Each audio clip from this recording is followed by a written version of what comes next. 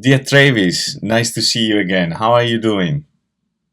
Doing very well, thank you, Antonio. Thank you for inviting me. Wonderful, my pleasure. Travis, let's start from the beginning. How did your Masonic journey started? Well, for me, I think it was a bit unusual. Most Freemasons here in Australia, when they join Freemasonry, usually they get introduced to the craft, by a neighbor or a family member or a friend. In my case, it was a path that I did seek out myself. I first heard about Freemasonry when I was only a teenager, and it was through the writings of Dan Brown. I think they made quite an impression on me, and they certainly appealed to a lot of my the interests I had growing up. So I became very curious, trying to seek out what this Freemasonry stuff was all about. Um, Very soon after, I wanted to join. I didn't know too much about Freemasonry. I did want to join, but then I discovered this references to this tradition called the Rosicrucian tradition, Yeah. and the Rosicrucian tradition, like, really just blew my mind. I really wanted to find more out about that. Really wanted to join. It's very hard to find stuff out when I was that age. Like, the internet was around, but it wasn't very accessible. I didn't have it at home or anything like that.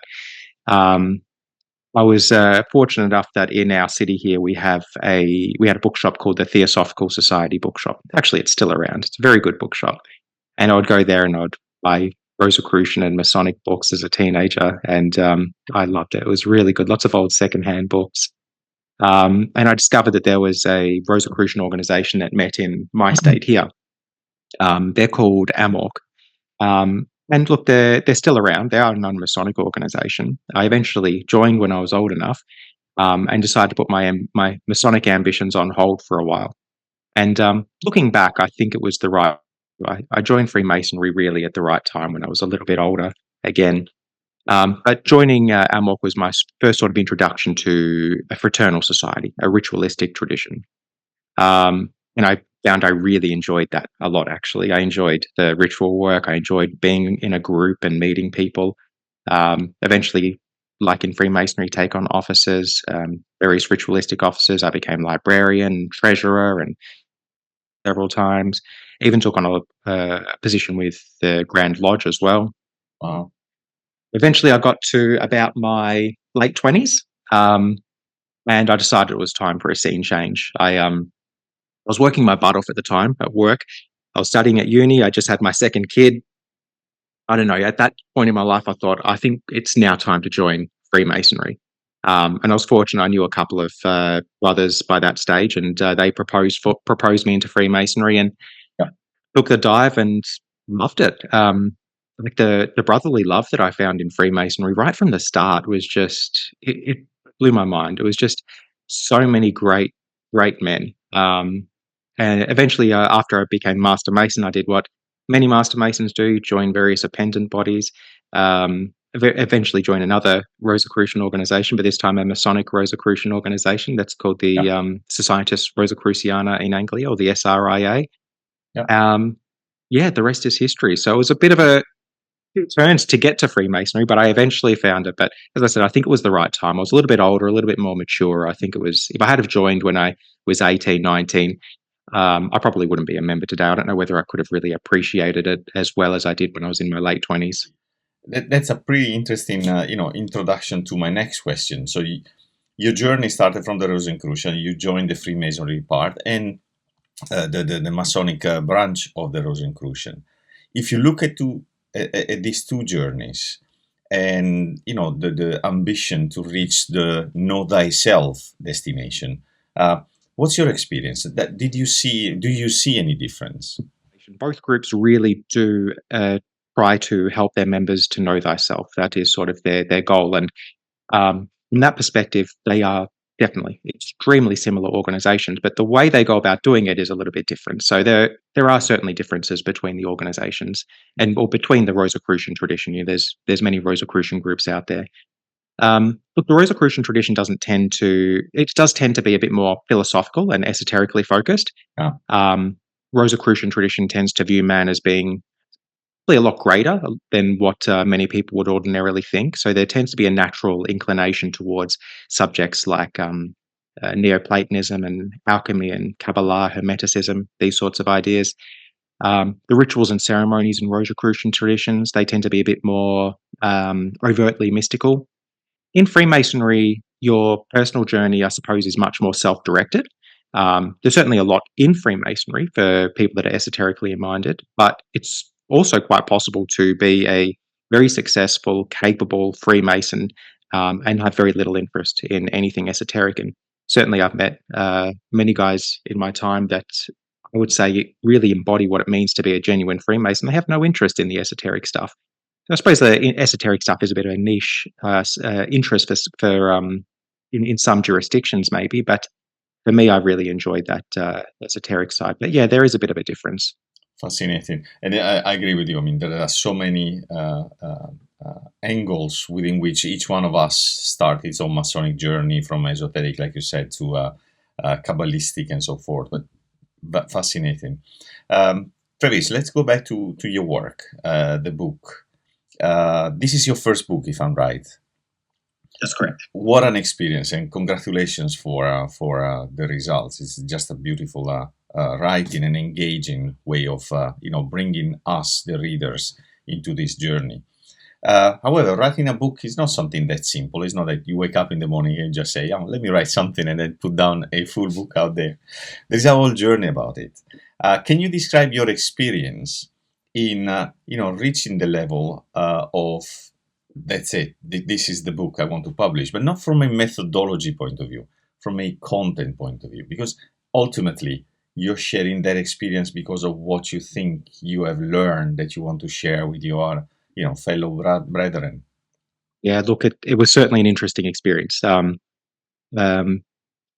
of all, it was surprising for me that when I first started writing, that there was very little written in an attempt to sort of explain the stories that are used in Freemasonry. And this was really very much the purpose of the book, is to talk about the use of stories. Why do we use stories? Where do they come from? How do they work? And I found very little writings on that subject. And I was, I suppose, quite surprised by that. There's not much done to distinguish between like traditional histories and allegories and legends, especially within the framework of Freemasonry. Another thing that surprised me was just how excited people were when to discuss these ideas. When you visit a Masonic appendant body, you find all sorts of people. Like whether you go into the Order of Mark Master Masons or Holy Royal Arch or Arc Mariners, you're going to find lots of different people. There's going to be some men there that they've joined that group along with a dozen others. They're career Freemasons. They just love getting out there. They love the social side of things, and they join lots of different groups. But you also find those guys that really flourish, like they've found their niche in that place, and that's one group that they really hold above all else. And it was very exciting for me in writing the book. I got to speak to a lot of those people, the men that were really taken by the group they were in. Like that was their initiatic home, so to speak. Yeah. So it was a great thing during the writing process, being able to speak to them.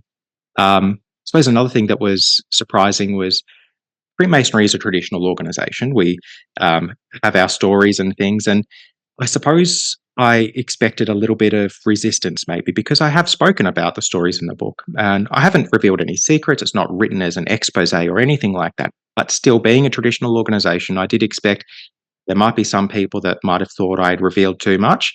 But I haven't found that resistance at all. It really surprised me. If anything, people are quite the opposite. They all they want to do is talk about it. And if anything, I get these comments from some people that, look, you spoke all about this group, but why did you not talk about this group for? You should have spoken about them. And I'm like, so maybe that's really revealing. Like, just shows what people are really interested in. I think there's a bit of a gap there.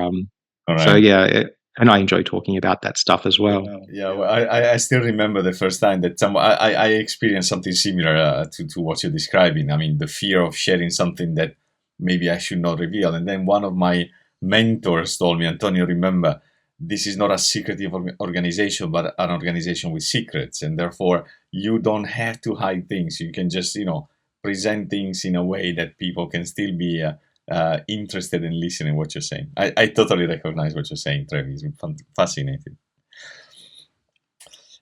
Again, writing a book is a journey in itself. And I remember when I started looking into how authors write, how you approach a story, how different angles you can have into, telling something or sharing something with others.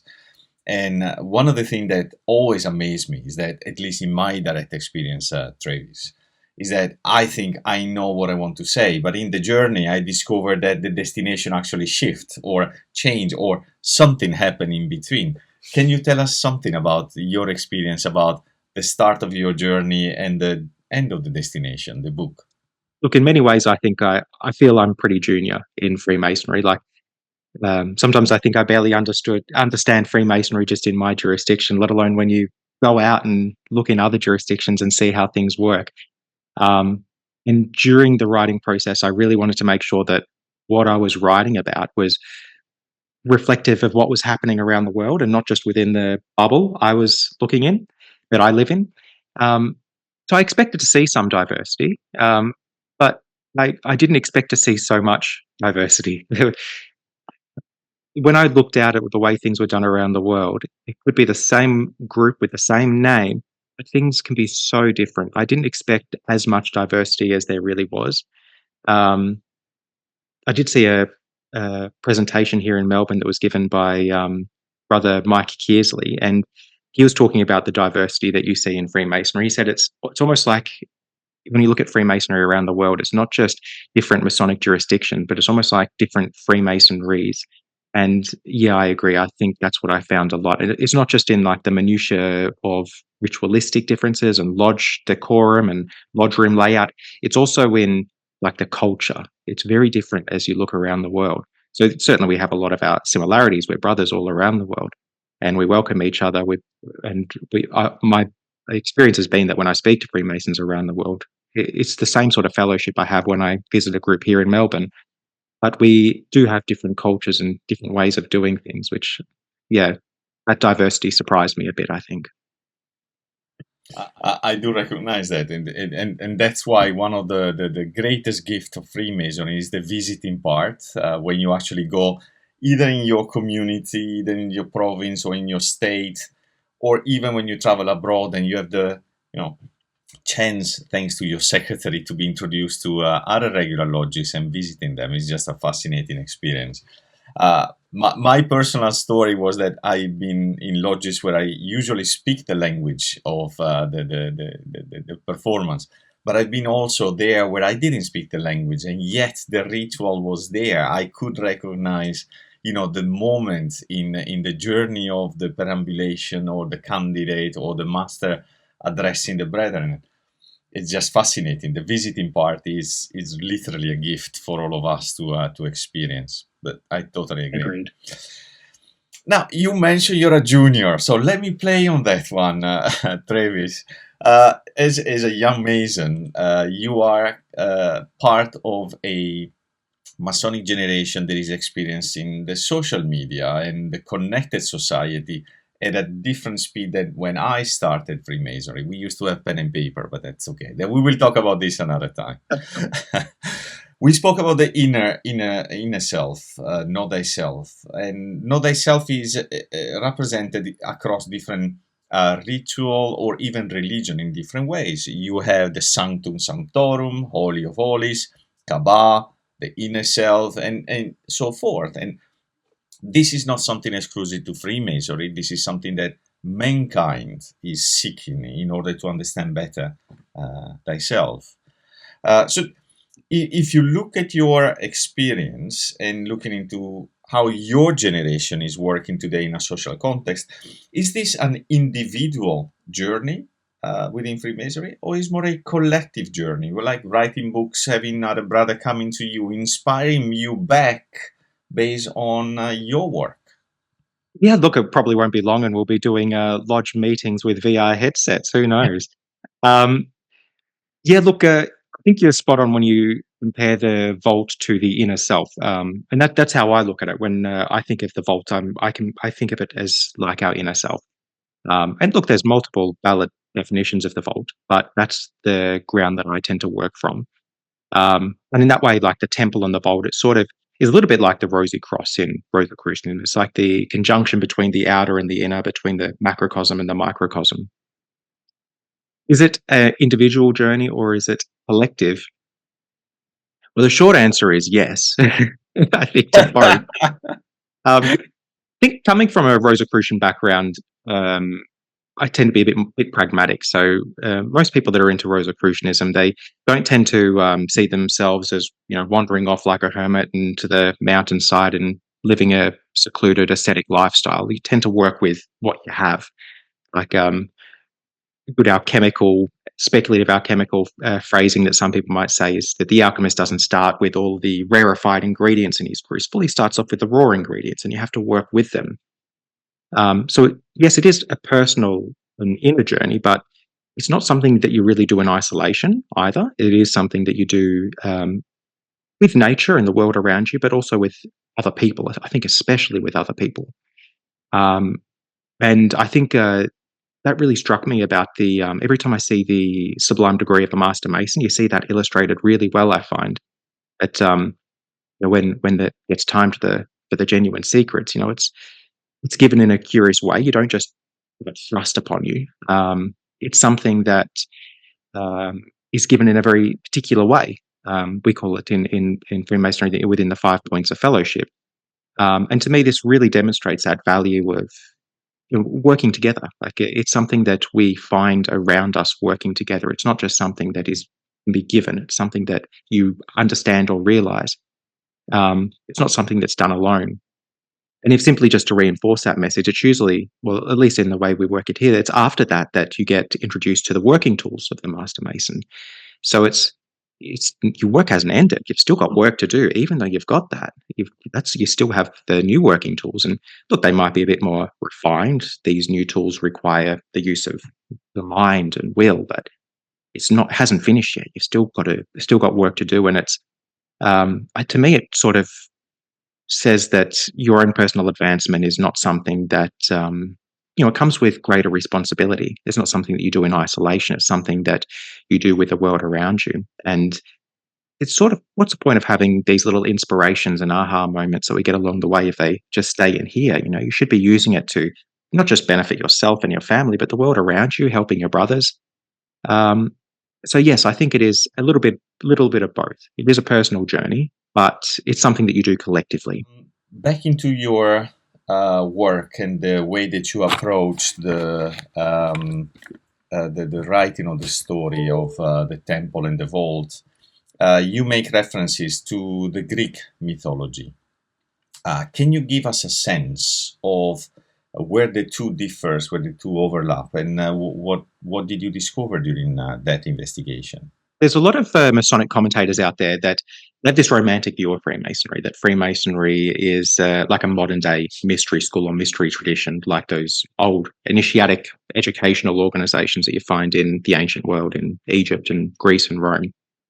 And look, some people might think this is a bit fanciful, but I tend to agree with that. I think that that's probably quite true. And there's certainly a lot of similarities. And if we look at those similarities, you can see a lot of crossover between the work we do as Freemasons and the work that they were doing in these mystery traditions. I mean, the mystery traditions weren't all the same. They had their own identity and their own stories, but there were similarities to what we're doing. They all tended to use stories and myths that help to explain the candidate's relationship to the world around them, and various natural phenomena as well, usually. There were initiations, and initiates were usually sworn to secrecy as well. These groups tend to have a preoccupation with what happens after death. They spoke about it a lot. They incorporated these ideas in their rituals a lot. They never seemed to give a straight answer about what was there afterwards, but they all seem to allude that it's not the end, that there's something imperishable inside that must continue on.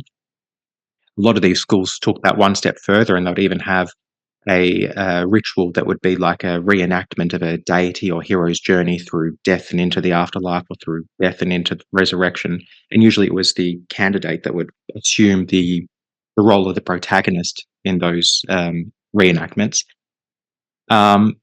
There was also a lot of effort put in these ceremonies to either use things like colors and sound and fire and movement, all sorts of different ways to help bring the candidate to an experience, to give them an experiential understanding of some of the lessons that are trying to be imparted in the story. So it wasn't just something that they'll just tell the candidate, it was something they'll try to guide them through and let them experience the lessons. Some people call this gnosis or spiritual knowledge. If you look at those points, there's a lot of crossover with what we do in Freemasonry. So, look, I wouldn't go as far as to claim that Freemasonry represents some unbroken chain from these ancient groups. I don't think that at all. But I think that there's just a lot of similarities in what we try to achieve and what we try to do. So, if we look at these ancient traditions, not only does it help us understand what they were doing, but if we look at their stories and how they were using them, it might help us to understand how we use our stories and why we do the things we do as well.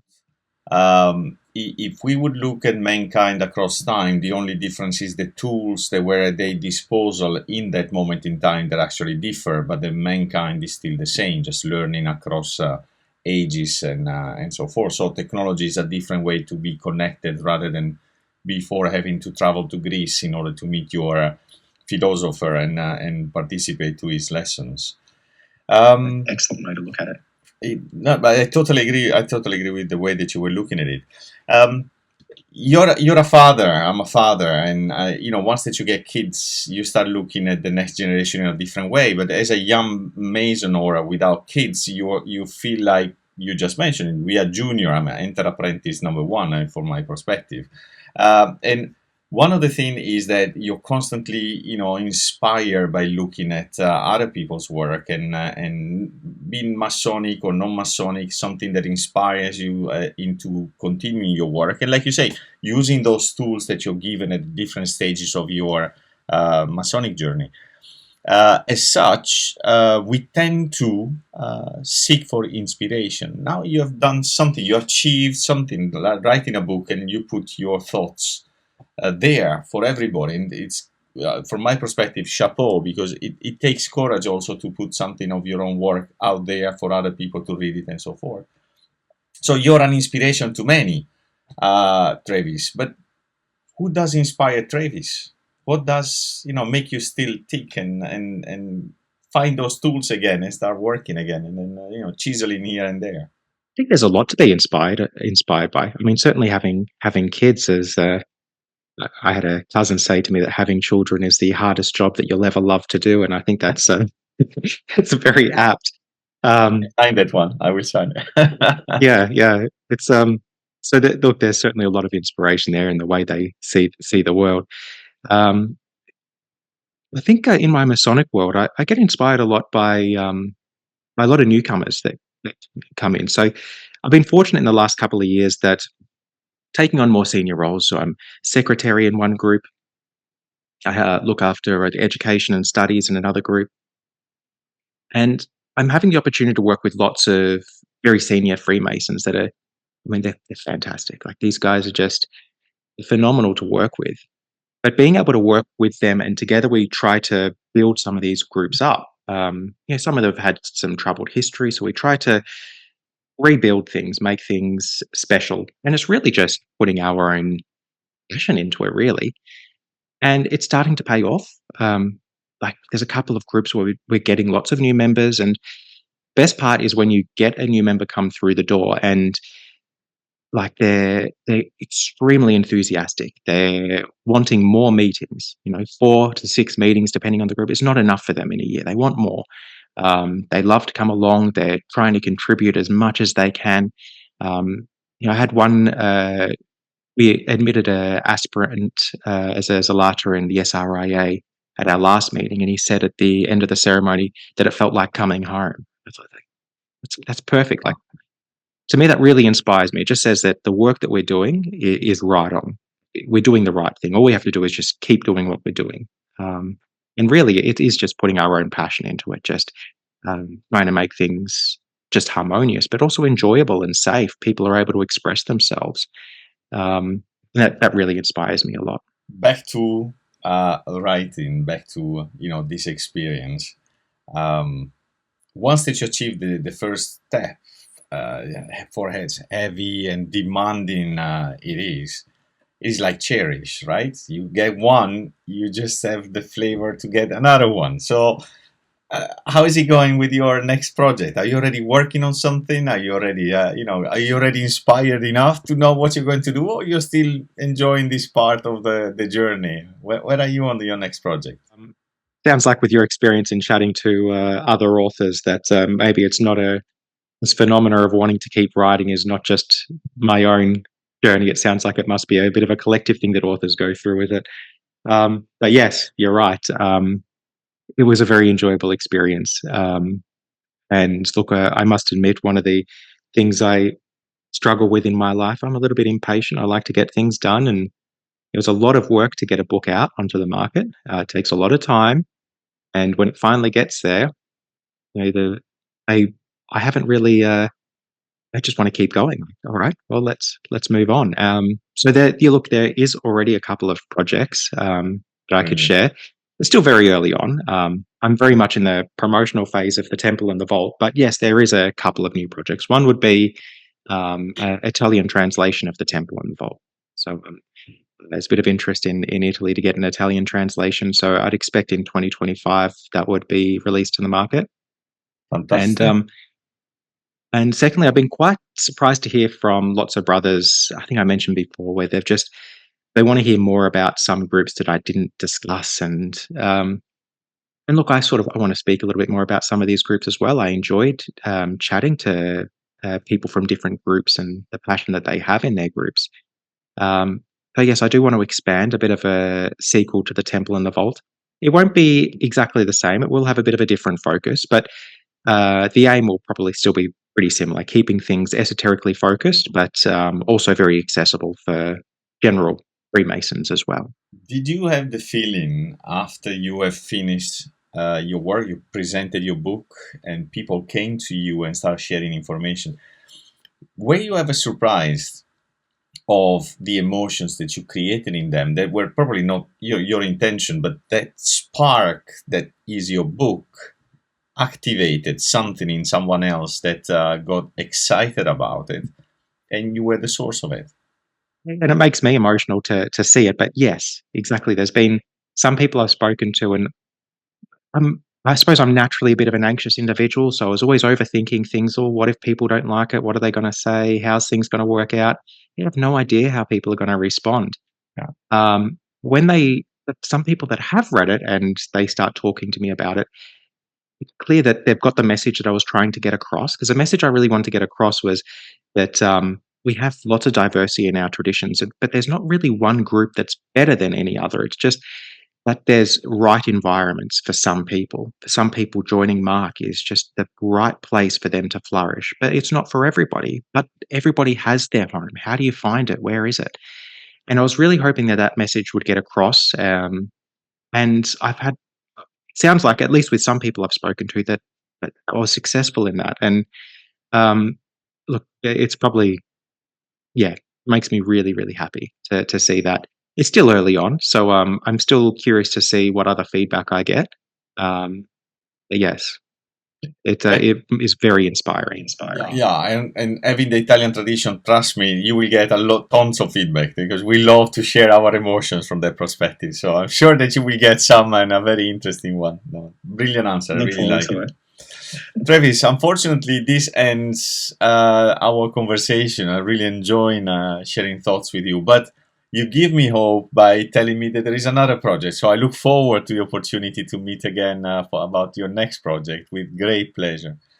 Thank you so much, and I really look forward to hear about your progression into this writing. Thank you very much, Brother Antonio. It was absolutely fascinating to chat with you. And yeah, who knows? I might be able to do it again sometime. With great pleasure. Thank you, Travis. Take care. All the best. Bye bye.